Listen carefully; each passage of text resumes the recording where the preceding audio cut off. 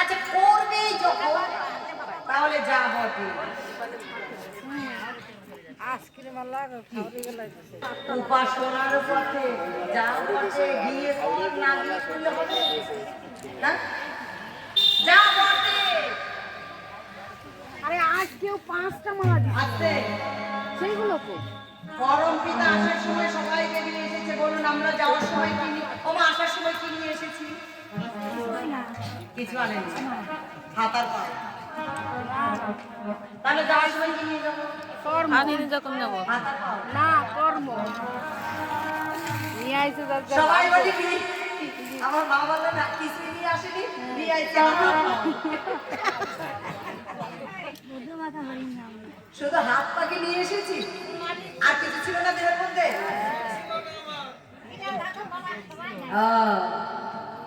পরিপূর্ণ দেহ দিয়ে পাঠিয়েছে, কম কিছু দিয়েছে? চোখ দিয়েছে, হাত দিয়েছে, পা দিয়েছে, কান দিয়েছে, নাক দিয়েছে, সবই দিয়েছে, পরিপূর্ণ দিয়ে পাঠিয়েছে। পরিপূর্ণটা কি বাবা? আপনারা মেয়ে বিয়ে দেওয়ার সময় বলেন কি? একজনে পাড়ার প্রতিবেশী বলে মাইয়ার যা দিতে একেবারে 16 আনা পূর্ণ করে দিতে, কর না? কম তো ভগবান 16 আনা দেয়নি, দেশে ও আসার সময় জানতে পাইনি, টের পাইনি। ভগবান সবাইকে 16 আনা পরিপূর্ণ করে দিয়েছে। বিয়ের সময় একটা ঘট স্থাপন করে না? ঘট স্থাপন করে পূর্ণ ঘটার পূর্ণ রাখে। ভগবানের কাছে একবার নয় 3-3বার বাক্য দিয়েছি। ব্রহ্মভস্ত জীব, বাক্যগ্রস্ত জীব। বাক্যটা হচ্ছে ব্রহ্ম। উচ্চ বীজের একটা ব্রহ্ম, নিম্ন বীজের একটা ব্রহ্ম। নিম্ন বীজের ব্রহ্ম সত্তা রক্ষা করলে ক্ষয় করলে যেমন অপরাধ, এই বাক্যটা কিন্তু ঠিক না রাখলে এটাও অপরাধ। বাক্যটাও ব্রহ্ম। ভগবানের কাছে কথা দিয়ে এসেছি, প্রভু 16 আনা দিয়েছে, 16 আনা রাখবো।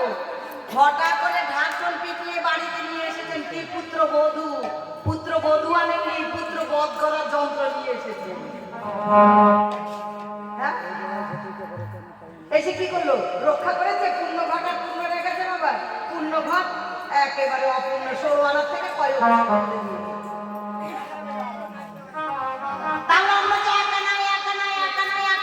ভয় করছি। এই জন্য বলি যা বটে যদি চাওয়ার বাসনা থাকে তাহলে গুরুর কাছে আগে আত্মতত্ত্ব জেনে নিয়ে যা।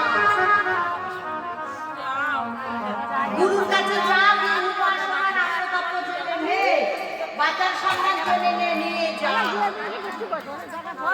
যা বটে কি নিয়ে যাবে? নবলক্ষ ধেনুর পাল, নবলক্ষ 9 লক্ষ, নবলক্ষ নতুন। তো তুমি যখন চারণা করতে যাবে তোমার লক্ষ্যটা কোথায় থাকবে?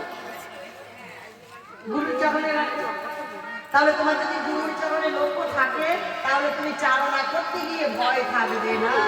মা বলেছে বাবা গোপাল চারণা করবে, থাকিবে তরুণ ছায়, মিনতি করিছে মায়, রবি যেন না আসে।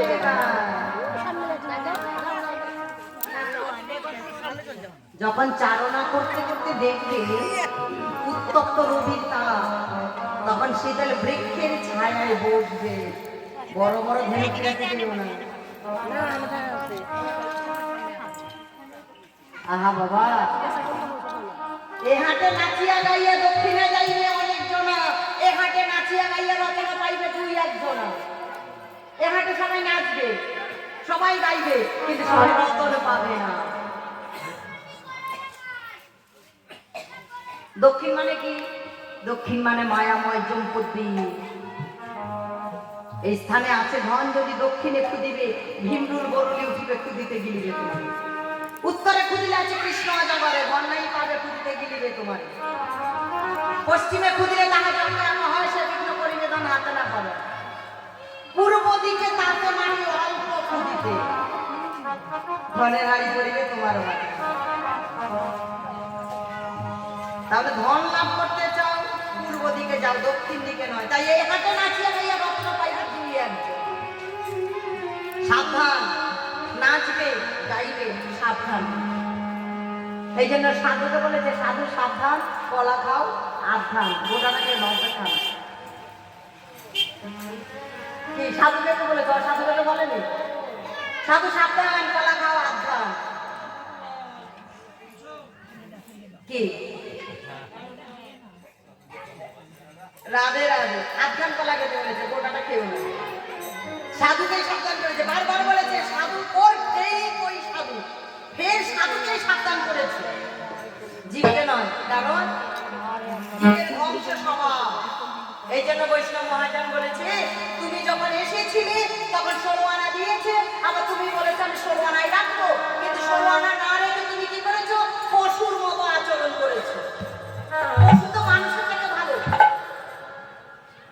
পশু শুধু সৃষ্টির কারণে ক্ষয় করে, আর মানুষ নীতি ধ্বংস করে।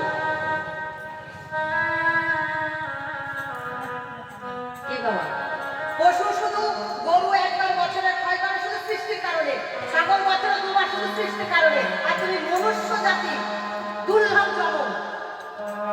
কিন্তু তুমি মানুষ, যার নাই রে মান, যার নাই রে হুঁশ, তারে কয় না রে মানুষ।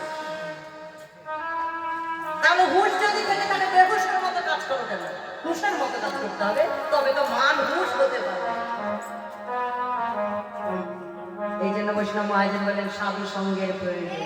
সাধু সঙ্গ সর্বশাস্ত্রে কয়, লম মাত্র, বেশিক্ষণ লাগবে না। সামান্য একটু কিঞ্চিত সাধু সঙ্গ করলেই সর্বসিদ্ধি।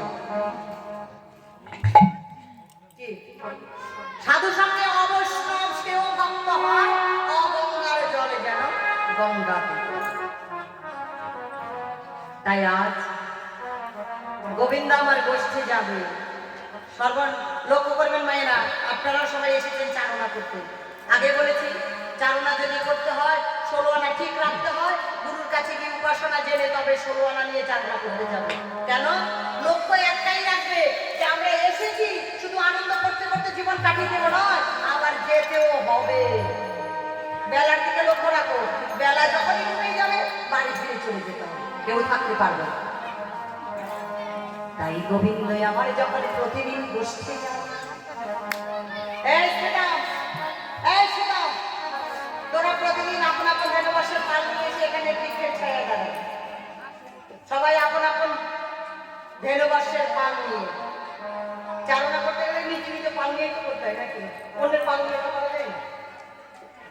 তোরা এখানে এসে দাঁড়ায় আপন আপন পাল নিয়ে যখন দাঁড়াবে, প্রতিদিন কানাইকে ডাকতে হয় ঘর থেকে, সেখানে কোনো রাগ হয়ে গেছে।